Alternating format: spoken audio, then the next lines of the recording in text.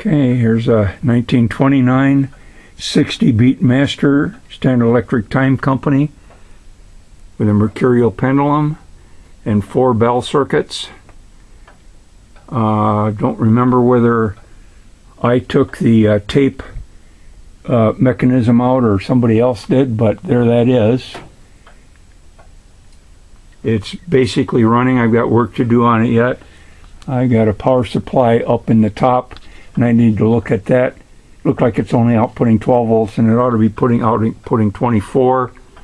I just put a new Verge pivot in, and it's basically running. It's pretty close to level, so the ticks are going the same side of center, or the pendulum is going both sides of center about the same amount right now.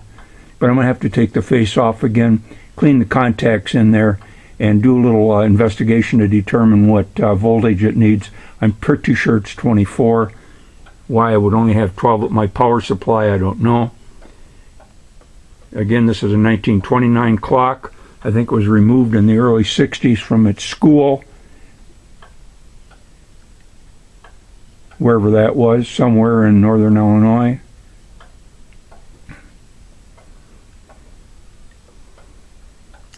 I think I put it up in the attic, and we moved it into our old house that was on the site here out in west central Wisconsin in about 1978 or 80, and it ran there until 1992.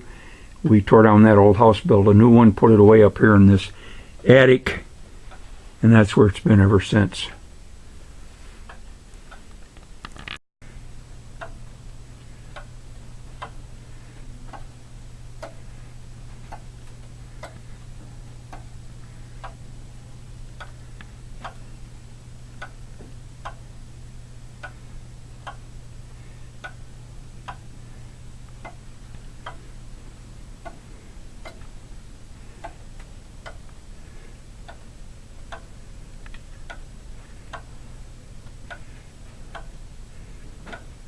I've got the door open right now, so since the clock is only hanging by one big bolt up at the top, it's not level.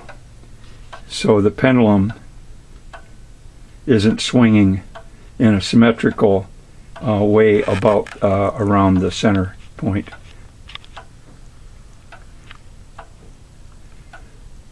That gauge or meter or whatever scale is homemade. It's just painted with a, I'm not sorry, it's brass, but it's just I got blue pencil on it or something like that. I had to make it because I lost the original one, or never did have it maybe. But that's a close approximation of what it looked like. This is the mercurial pendulum variety, and I have the clock face off because I just got a new Verge pivot. I just installed a new Verge pivot that Susan Wood, a clockmaker from the Twin Cities area, made for me several years ago. Trying to get a shot of the works in here. This is a 60 Beatmaster,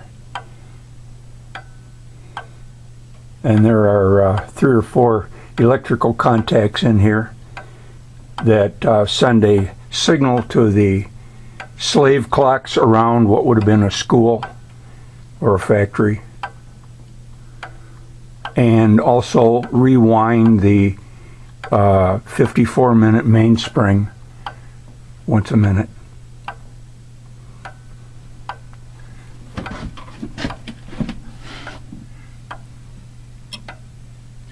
There's the magnet that rewinds the mainspring, which is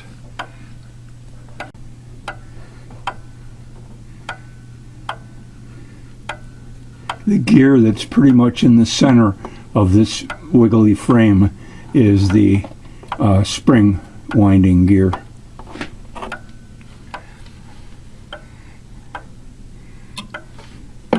These 2 springs take the electrical contacts away from the machine, as do these 2 here. The 4 relays here would have been for 4 bell circuits. And in this area here where there are screws is where the sort of a slave clock went that drove rolls of paper tape. It had little fingers that would fall through when the bells were supposed to go off and then click these various relays.